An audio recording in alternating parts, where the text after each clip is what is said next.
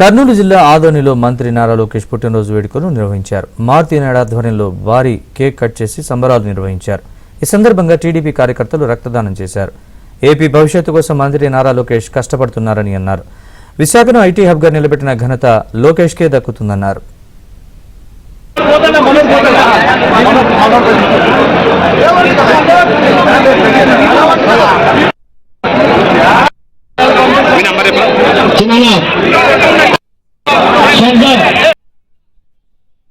కష్టాలు పడుతుంటే ప్రతి ఇంటికి, ప్రతి గడపకి, ప్రతి వాడకి, ప్రతి నియోజకవర్గానికి, ప్రతి పల్లెకి ఆయన పాదయాత్ర 3200 కిలోమీటర్లు నడుస్తూ ప్రతి ఒక్కరి బాధలు తెలుసుకొని ఈరోజు అధికారం రాగానే ప్రతి ఒక్కరికి న్యాయం చేస్తూ 20 లక్షల ఉద్యోగాలు రూపకల్పన చేస్తూ ఆయన ఎంతో మా అలాంటి యువతకు పూర్తిగా నిలుస్తున్నారు. ఈరోజు గంజాయి వనం 2019 నుంచి 24 వరకు గంజాయి వనంలా ఉన్న వైజాగ్ని ఐటీ హబ్గా మార్చిన గనుడు నారా లోకేష్ బాబు గారు.